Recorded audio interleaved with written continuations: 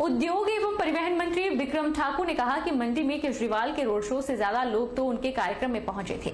विक्रम ठाकुर ने कहा कि यह लोग सिर्फ वहम फैलाना चाहते हैं, ये झूठ बोलकर सत्ता हथियाने की कोशिश कर रहे हैं, जो कि हिमाचल प्रदेश में नाकाम साबित होगा। ये जिस प्रकार का जनसलाब आपने जसवां परागपुर में देखा है, इस प्रकार का 68 विधानसभा क्षेत्रों के अंदर 5,000 लोगों का जो समूह है, वो आपको शाम तक पता लगेगा कि कितने अच्छे कार्यक्रम भारतीय जनता पार्टी के हुए हैं। आपका कार्यक्रम केवल मंडी में था, लेकिन मुझे नहीं लगता कि जितना बड़ा कार्यक्रम हमने किया है, इससे भी बड़ा हजूम आपको वहां लग रहा होगा। हमारे कार्यकर्ता जमीन से जुड़े हुए हैं, मेहनत कर रहे हैं और भारतीय जनता पार्टी के आगे कोई टिक नहीं पाएगा। यही बात मैं आपसे कहना चाहता हूं। सतेंद्र जैन जो आम आदमी पार्टी के, उन्होंने कहा कि कई बड़े मंत्री जो हैं वो उनके संपर्क में हैं बीजेपी के, क्या कहेंगे? मैं तो हूं नहीं, मुझे पता नहीं। देखिए आपकी जो बात आपके में जो मंत्री है, ऐसा हमारा कोई मंत्री ऐसा नहीं है जो उनके संपर्क में है। ये केवल एक वहम तैयार करने के लिए, झूठ बोलकर किसी प्रकार से माहौल तैयार करने के लिए इस प्रकार की नेगेटिविटी। जनता को क्या संदेश देना चाहेंगे? जैसे आम आदमी पार्टी अभी जनता को मैं यही संदेश देना चाहता हूं कि भारतीय जनता पार्टी बहुत ही अच्छा काम कर रही है, आम व्यक्ति की मदद कर रही है, गरीब व्यक्ति के लिए लड़ाई लड़ रही है और अंतिम व्यक्ति की चिंता कर रही है। इसलिए हम सब कार्यकर्ताओं को मेहनत करनी है और भारतीय जनता पार्टी के पक्ष में माहौल बनाना है और भारतीय जनता पार्टी की सरकार बनानी है। 4 राज्यों में भारतीय जनता पार्टी की शानदार जीत के बाद पहली मर्तबा बीजेपी राष्ट्रीय अध्यक्ष जेपी नड्डा अपने गृह जिला बिलासपुर आ रहे हैं, जिसको लेकर पार्टी कार्यकर्ताओं में खासा उत्साह है और उनके स्वागत के लिए जिला भाजपा ने सभी तैयारियां शुरू कर दी है।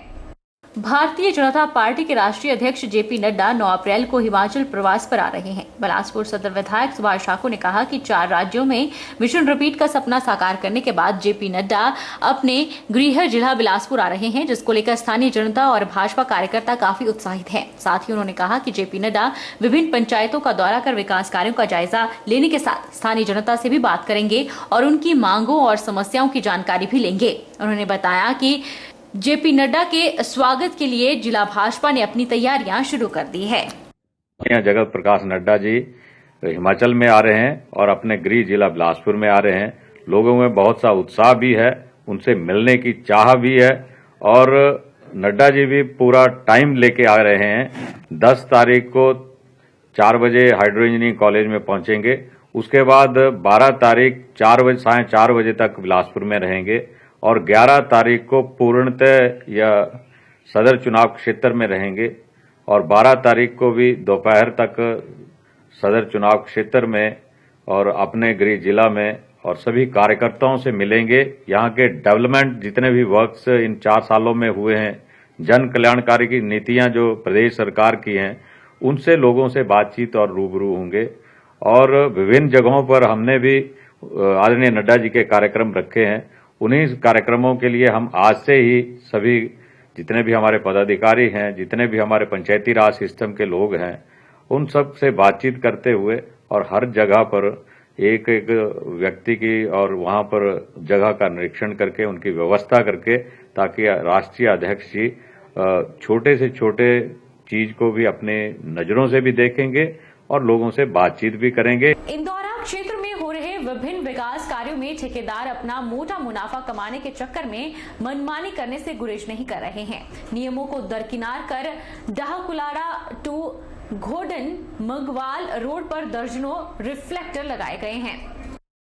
इंदौरा क्षेत्र में ठेकेदार मुनाफा कमाने के चक्कर में अपनी मनमानी कर रहे हैं। आए दिन घटिया कार्य, चाहे वो सड़क निर्माण हो या जल शक्ति विभाग की पाइपलाइनों को बिछाने का काम हो, चाहे वो छोटे बड़े डंगों के निर्माण कार्य हो, इन कार्यों में ठेकेदारों द्वारा नियमों को दरकिनार कर घटिया मटेरियल प्रयोग करने के मामले उजागर हो रहे हैं। लेकिन संबंधित विभागों के अधिकारियों द्वारा कोई बड़ी कार्यवाही नहीं की जा रही।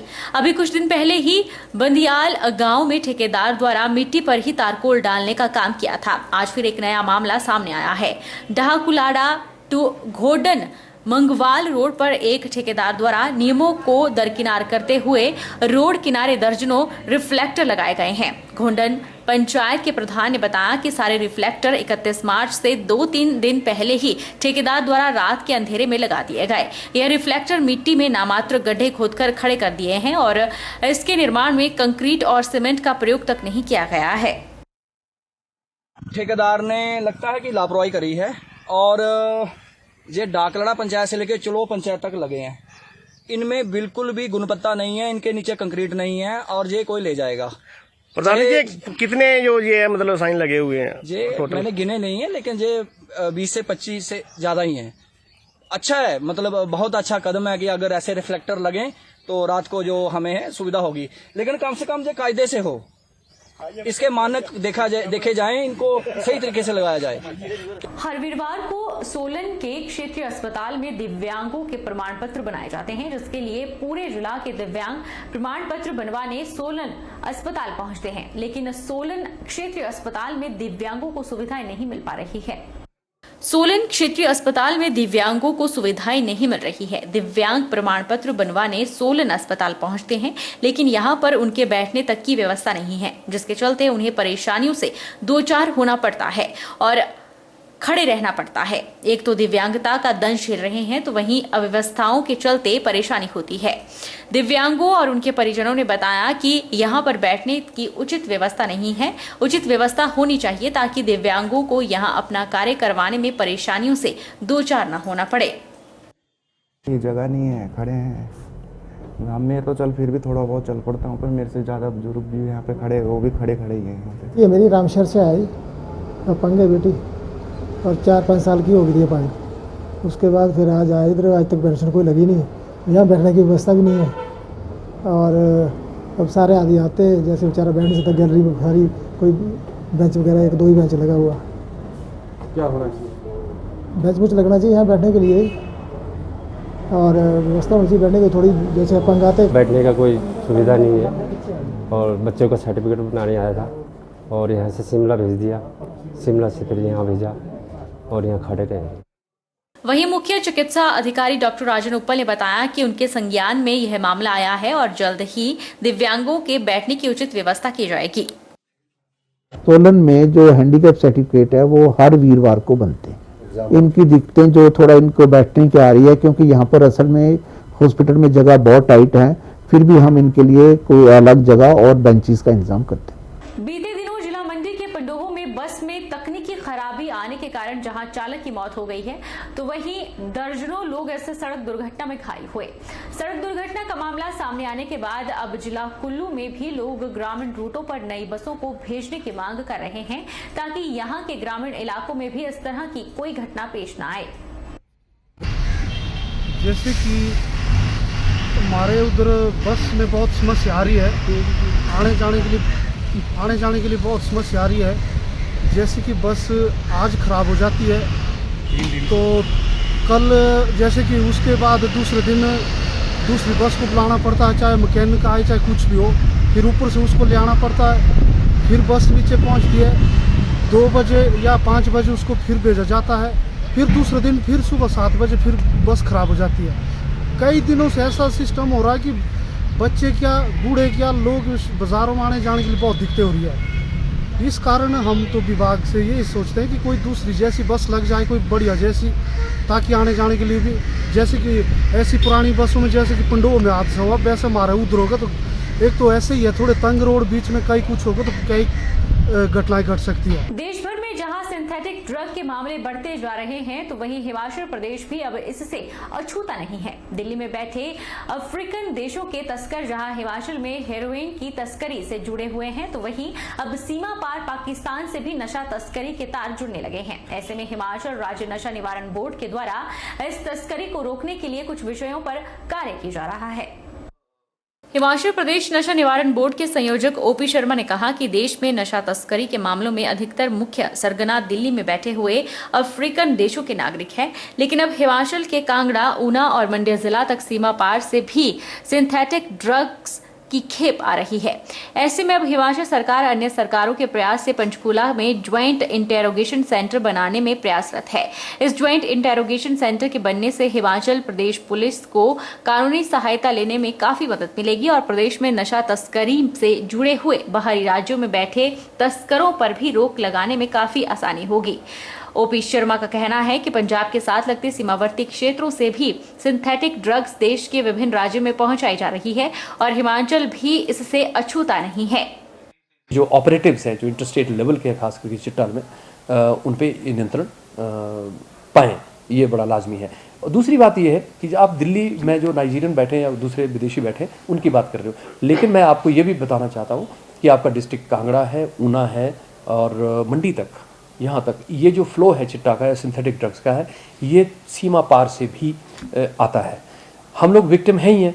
ISI मॉड्यूल ऑलरेडी ऑपरेट कर रहा है। भारत को बर्बाद करने की जो उनकी जो सोच है वो चल रही है। पंजाब को उन्होंने काफ़ी हद तक प्रभावित किया है और पंजाब के बाद हिमाचल का नंबर भी लग रहा है। तो हम बहुत चिंतित हैं इस बारे में और पंजाब गवर्नमेंट के साथ भी हिमाचल प्रदेश सरकार समन्वय अभी बिठाएगी और नशा निवारण बोर्ड की तरफ से मैं भी एक प्रपोजल अभी देने वाला हूं कि माननीय मुख्यमंत्री जी फिर से कोऑर्डिनेट करेंगे नॉर्दर्न रीजन्स के मुख्यमंत्रियों की बैठक और उसके बाद DG लेवल पे भी ये बैठक होगी।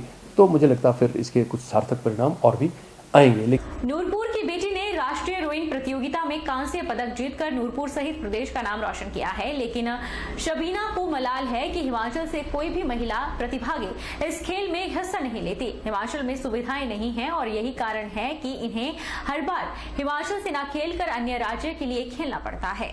नूरपुर की बेटी ने राष्ट्रीय रोइंग प्रतियोगिता में कांस्य पदक जीतकर नूरपुर सहित प्रदेश का नाम रोशन किया है। नूरपुर उपमंडल के बदूही पंचायत की रहने वाली शबीना ने बताया कि पिता के सहयोग से 2016 में रोइंग शुरू की थी। इस दौरान भी उन्होंने इस प्रतियोगिता में मेडल जीता था।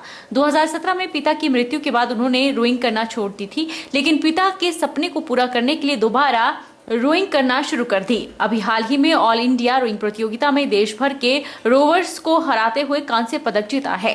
उन्होंने बताया कि पिछले वर्ष उनकी शादी भी हो गई, बावजूद उसके भी उनके ससुराल वालों ने उन्हें पूरा सहयोग दिया।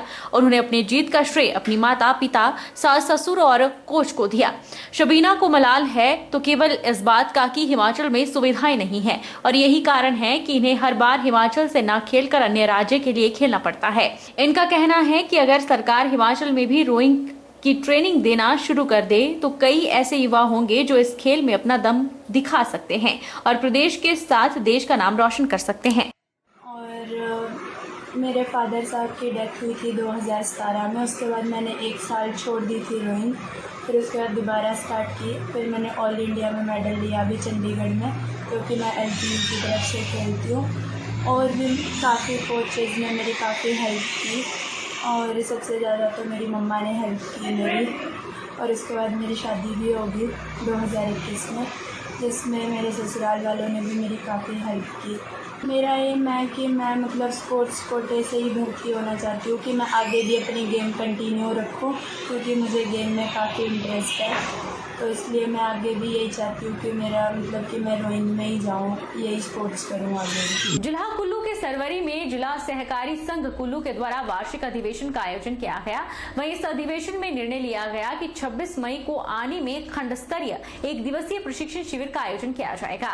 इसके अलावा प्रदेश सरकार से मांग रखी गई है कि सहकारी सभाओं में नॉमिनेटेड अध्यक्ष न बनाए जाएं और सहकारी सभाओं के डिपो में मशीनें भी उचित संख्या में वितरित की जानी चाहिए। जिला कुल्लू सहकारी संघ के वार्षिक अधिवेशन की अध्यक्षता पूर्व मंत्री एवं सहकारी संघ जिला कुल्लू के अध्यक्ष सत्य प्रकाश ठाकुर ने की। वहीं सहकारी सभाओं के पदाधिकारियों को संबोधित करते हुए सत्य प्रकाश ठाकुर ने कहा कि सहकारिता में नॉमिनेटेड अध्यक्ष बनाने से सहकारिता आंदोलन में गड़बड़ होगी। सहकारी सभाओं में लोकतांत्रिक व्यवस्था चलती है और सभी पद चुनकर लाते हैं। नॉमिनेटेड लोगों को सहकारिता के बारे में कोई जानकारी नहीं होती, इसलिए समय पर चुनाव होने चाहिए और सदस्यों में लोकतांत्रिक व्यवस्था से अध्यक्ष चुने जाने चाहिए। सहकारी सभाओं में जो 5 लाख से ऊपर की जो शेयर कैपिटल गवर्नमेंट का है, उसमें नॉमिनेटेड चेयरमैन जो किए जा रहे हैं उनका जो तजर्बा ठीक नहीं निकला है और उससे सहकारी सभाओं को भी नुकसान हो रहा है और उसके साथ साथ सरकार को भी नुकसान और कोऑपरेटिव मूवमेंट तो बहुत ही डैमेज हो रही है। इसलिए इसको बदला जाए और जो है इसमें जो है चाहे नॉमिनेटेड मेंबर हो वो भी चेयरमैन के लिए खड़ा हो और उनको खड़े होने पर हो जो चेयरमैन हो वो इलेक्टेड हो, ताकि जो इलेक्टेड चेयरमैन हो उसकी जिम्मेवारी सारी बोर्ड ऑफ डायरेक्टर्स के प्रति हो और वो अपने बिजनेस पे शौक ले और सहकारिता में राजनीति ना आए, क्योंकि सहकारिता में राजनीति है भी नहीं और बिजनेस में हो भी नहीं सकती। नहीं तो इससे हमारे जो इंस्टीट्यूशन है कोऑपरेटिव इंस्टीट्यूशन उसमें काफ़ी नुकसान आएगा। ऐसे एक बात आई है कि जिन कोऑपरेटिव सोसाइटीज़ के पास कृषि प्राथमिक से सहकारी सभाएँ या कंज्यूमर स्टोर, उनके पास सरकारी जो सस्ते अनाज के जो डिपो है वो उन्होंने जो उनके, क्योंकि सोसाइटी का कार्य क्षेत्र पूरी पंचायत होती है, 2 पंचायत की एक सोसाइटी होती है, तो इतने में सब जगह वो नहीं जा सकते, तो उन्होंने आगे उनकी ब्रांचेस है, तो जो ब्रांचेस में जो है उनके पास मशीनें दी गई थी, तो वो ठीक था क्योंकि वो दूर से नहीं आ सकते हैं। अब गवर्नमेंट का हमने सुना है फैसला है कि उन मशीनों को वापस ले रहे हैं, और उसके बाद जो हमारे सहकारी क्षेत्र में डिपो आए उनको जो है उनको हटा करके इंडिविजुअल को दे रहे हैं, पंचायत दे रहे हैं, जो कि सरासर गलत है। एक छोटे से ब्रेक के लिए, ब्रेक के उस पार फौरन लौटेंगे, आप वही देखिए हमारे साथ।